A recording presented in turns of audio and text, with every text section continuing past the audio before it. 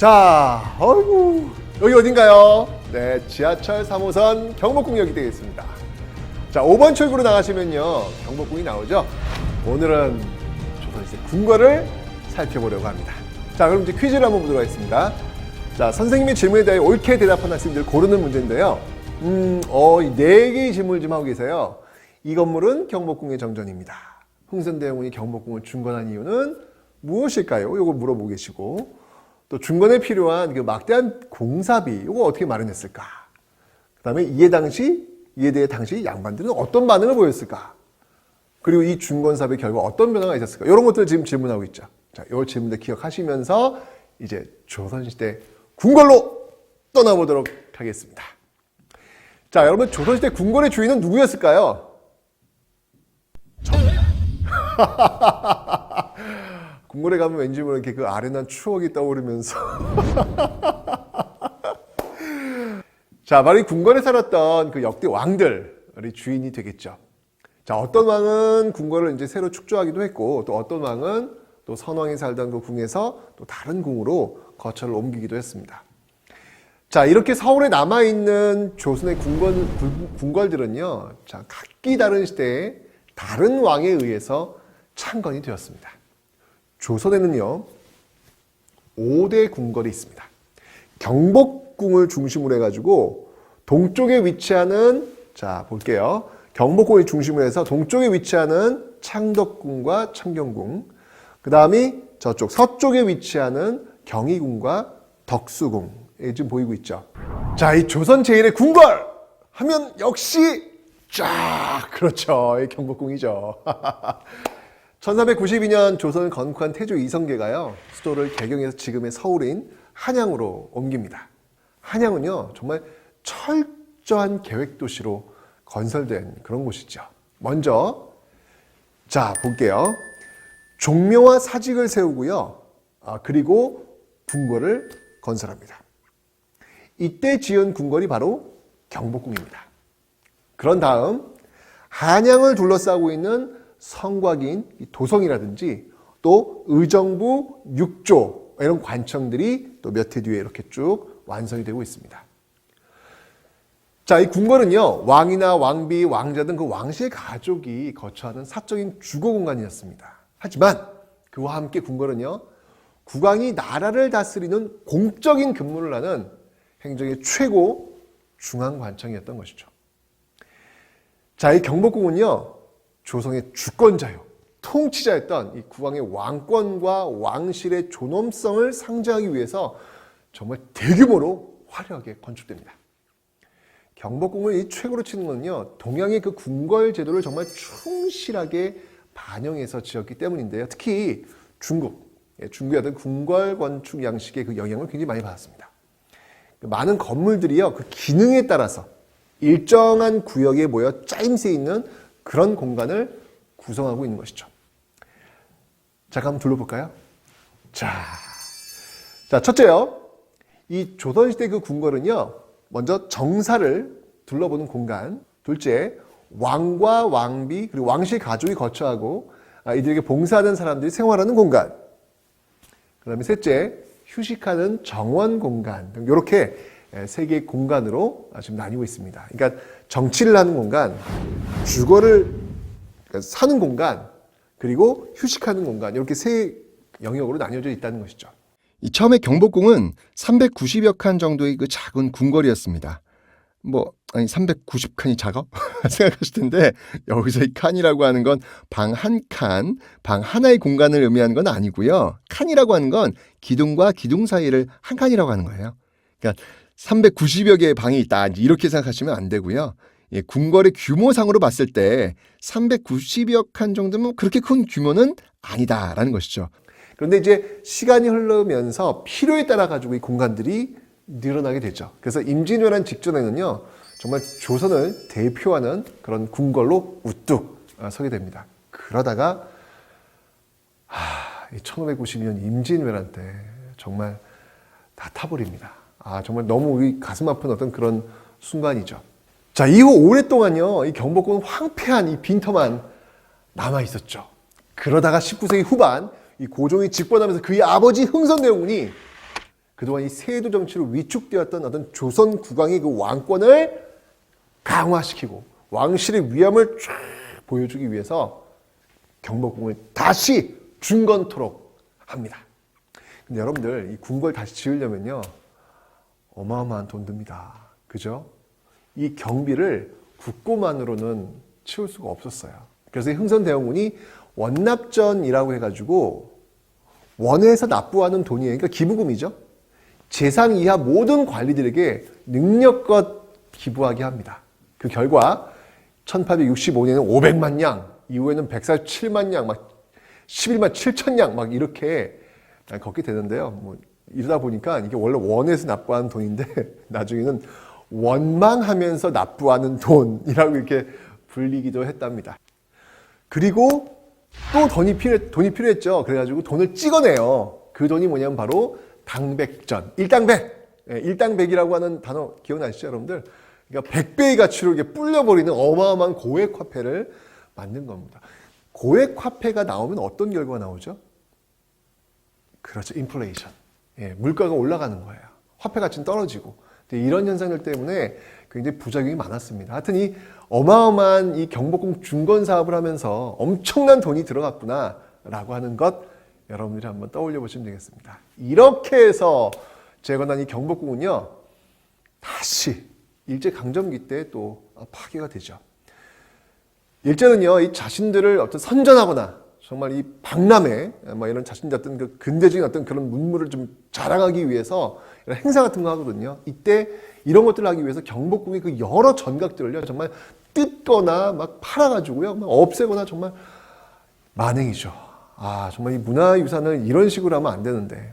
자 그러면 이제 경복궁을 나서 가지고요 동쪽으로 가면 어떤 궁이 나올까요? 창덕궁이 나옵니다.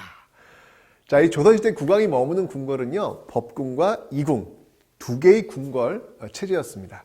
경복궁이 법궁이라면 이제 창덕궁은 이제 이궁이 되는 것이죠. 그러니까 만약 궁궐이 하나만 있다고 한번 가정해 볼게요. 그러면 어떻게 될까요? 왕이 불안하겠죠. 만약에 불이 났어요. 자기 집이 불이 났어. 그럼 왕 어디 살아야 돼? 그죠? 불안한 거예요. 또 전염병이 돌았어요. 뜻하지 않은 병고 생겼어요. 어떻게 해야 돼요? 옮길 곳이 필요하다는 얘기죠. 그러니까 쉽게 얘기하면 스페어가 필요하다는 겁니다. 스페어가. 그죠? 왕이니까. 그죠? 1가구 2주택자인가요? 왕은 좀 더 많을 겁니다. 어쨌건 바로 이렇게 왕이 특별한 이유가 벌어졌을 때 옮겨야 될 수 있는 어떤 그런 궁궐이 꼭 필요했겠죠. 이궁이 바로 그런 용도로 활용됐던 궁궐이 되는 겁니다. 법궁. 경복궁이 법궁이죠. 딱 기준이 되는 궁궐이고요. 혹시 병고가 생겼을 때 옮기는 궁, 이궁. 그 이궁의 가장 큰 기능을 했던 게 바로 창덕궁이다라는 것입니다. 이 창덕궁은요, 1405년 경복궁이 이궁으로 지은 그런 궁궐인데요. 경복궁의 동쪽에 위치한다고 해서 이웃한 창경궁과 더불어 동궐이라고 불렸습니다. 임진왜란으로 모든 궁궐이 정말 불에 타자 광해군 때 다시 짓고 또 고종 때 경복궁을 중건하기까지 그 법궁 역할을 하는 것이죠. 왜냐하면 자 앞에 제가 설명드렸잖아요. 경복궁이 있었는데 경복궁이 임진한테 불타버린단 말이에요. 그리고 그걸 방치시켰다는 얘기죠. 법궁인데 그러면 이게 지금 불타서 방치된 상태니까 법궁의 기능을 할 수 없잖아요. 그래서 그 법궁의 기능을 어디서 한 것이다? 조선 후기는 창덕궁에서 했다라는 것입니다. 우리나라 궁궐 중에서 임금이 가장 오래 머물렀던 궁궐 경복궁이 아니라 창덕궁입니다. 네. 자, 이 궁궐의 한번 공간을 한번 살펴보도록 하죠. 정전은요, 궁궐에서 가장 중요한 곳으로서 저 왕실의 어떤 각종 행사가 많이 열린 곳입니다. 경복궁의 정전은 어딘가요? 근정전입니다. 근정전. 예, 정말 정치를 정말 근면하게, 정말 성실하게 정치를 해라라고 하는 어떤 그런 이름 딱 보이고 있잖아요. 그죠? 예, 정치의 중심. 정전, 근정전이죠. 그럼 창덕궁에는 뭐가 있을까요? 창덕궁에는 인정전이 있습니다. 정말 아주 이 덕에 의한 어떤 그런 정치를 또 펼치는 어떤 그런 곳 이런 어떤 의미가 있겠죠. 이곳에서 뭐 새로운 임금님이 즉위한다든지 외국의 사신이 와서 임금에게 인사를 드리기도 하고 또 새해 첫날이나 동지 등에 임금과 신하가 모여 조회를 하기도 했습니다. 네, 그만큼 이 정전이라고 하는 것은요, 궁궐에서 좀 가장 그 권위가 있는 그 규모도 가장 크고요, 아주 2층으로 아주 장엄하게 만든 공간이다. 거기가 바로 정전이 되겠습니다. 이제 궁궐에 이제 딱 들어가시면 쭉 들어가시면 항상 우린 정전으로 향해요. 왜냐하면 거기가 메인 중심이니까. 자, 그럼 이 정전 둘러왔죠? 자, 그 다음 어딜 갈까요? 다음은 임금이 정무를 본다든지 또는 공부를 하는 곳이 있어요. 그게 어디냐면 바로 편전이라고 합니다. 여기서 이제 공부도 하고 신하들하고 이제 회의도 하고 모든 내용 뭐 이런 것들 이제 기록되기도 하고. 그러니까 실제로 임금이 실제로 그 정치를 주로 하는 공간은 바로 여기 편전입니다. 정전에서는 주로 이제 큰 어떤 그 즉위식이라든지 그 어떤 국가 행사 있잖아요. 그런 것들이 주로 이루어지는 것이고 왕이 주로 신하들하고 이제 그 토론도 하고 정책도 결정하고 그런 곳은 주로 편전이다라고 생각하시면 되겠습니다. 자, 이렇게 정전 그 다음에 편전 봤죠. 그 다음은 이제 뭐가 있을까요? 아유, 왕이 자는 곳, 주무시는 곳이 필요할 거 아니에요. 거기는 바로 침전이라고 합니다. 자, 이렇게 창덕궁을 비롯한 궁궐 안에는요, 여러 전각들이 있어가지고요, 구중궁궐이라고 부르기도 했습니다. 창덕궁은요, 1997년 유네스코 세계 문화유산으로 등재가 됐죠. 현재 남아있는 조선의 궁궐 중에 그 원형이 가장 잘 보존되어 있어가지고요, 그 자연과 아주 조화로운 그런 배치가 아주 탁월하다라고 하는 점에서 높은 평가를 받았습니다. 일반적으로 이 경복궁을 비롯한 이 궁궐은요, 이 권위를 강조하고자 이 근정전을 중심으로 전각을 인위적으로 배치를 하는데요. 이 창덕궁은요, 경복궁은 좀 다르게 좀 자연지형을 크게 변형시키지 않고 산자락을 따라서 이 건물들을 그 골짜기에 턱 안기는 굉장히 자연스럽고 아주 고불고불고불 이렇게 배치한 이런 특징을 가지고 있습니다. 이런 이유로 이 창덕궁은요, 자연과 인간이 만들어낸 정말 그 완전한 어떤 건축의 표상이라고 불리기도 합니다. 자, 이번에는 창경궁을 한번 가보도록 하겠습니다. 창경궁은요, 창덕궁과 함께 붙어 있는 그 동궐, 경복궁이 동쪽에 있으니까 동궐인데요. 세종 때 그 상왕인 태종이 거처하여 수강궁으로 지었다가 1483년에 성종이 그 대비를 모시기 위해 지은 궁궐이 되겠습니다. 처음에는 뭐 별로 사용되지 않았는데요. 임진왜란 때 이 경복궁이 불타잖아요. 그죠? 예, 그러면서 궁궐들이 많이 불타는데 창덕궁하고 같이 다시 지어집니다. 그러면서 창덕궁과 함께 조선왕조 역사의 어떤 중심 무대가 되기도 합니다. 어떤 일들이 있었냐고요? 정말 많은 일들이 있었죠. 이곳 창경궁에서는 여러분들 숙종의 사랑을 받던 그 누굽니까? 장희빈. 그죠? 그 장희빈이 쫓겨난 곳이에요. 또 영조의 아들 누구예요? 사도세자. 그 사도세자가 뒤주에 갇혀 죽은 곳입니다. 일제강점기에는요, 어땠습니까? 동물원이었어요, 동물원. 제가 어렸을 때 창경원에 갔던 기억 납니다. 예, 일제강점기부터 제 어렸을 때부터 정말 동물원, 예, 창경원, 이렇게 뭐 동물원 식문으로, 이게 말도 안 되는 거죠. 아니, 그 신성한 그 공간에 그 동물의 그 배설물들이 나는 그 냄새, 와. 왜 저는 그때 아무 생각도 없이 그 창경원의 동물들을 보면서 희희낙락을 했을까요? 정말 역사의식이라는 게 참 이래서 중요한 것 같아요. 그죠? 어쨌건 그 창경원을 격화되어가지고 정말 순환을 당했던 정말 슬픈 역사를 간직한 그런 궁궐이기도 했죠. 자, 이번엔 그럼 서쪽으로 한번 가보도록 하겠습니다. 자, 서울의 5대 궁궐 중에 서쪽에 위치한 궁궐 경희궁부터 한번 보죠.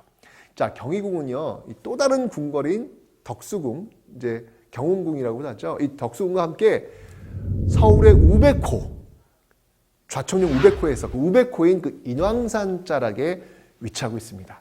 이 경희궁은 일제 강점기에 일본인 학교가 세워져가지고 각종 전각들이 또 헐려 나가는 거예요. 예, 헐려 나가가지고 이 궁궐이 아주 파손돼가지고 지금도 원래의 모습 되찾지 못하고 있습니다. 자, 이제 마지막 덕수궁으로 한번 가보겠습니다. 덕수궁의 옛 이름은 경운궁이었습니다. 원래는 그 성종의 형인 그 월산대군의 집이었는데요. 1592년 임진왜란 때 왕궁이 모두 불타가지고 선조가 1593년 이곳으로 옮겨 정릉동 행궁으로 불리다가 광해군 때 경운궁으로 개칭되었습니다. 자, 그럼 이제 다시 문제를 한번 보도록 하겠습니다. 흥선대원군의 그 경복궁 준건과 관련해서 맞는 답을 지금 찾는 문제잖아요. 한 문제 볼까요? 자, 윤주 학생이 지금 뭐라고 얘기하냐면 세도 정치로 실추된 왕실의 권위를 되찾으려 했다.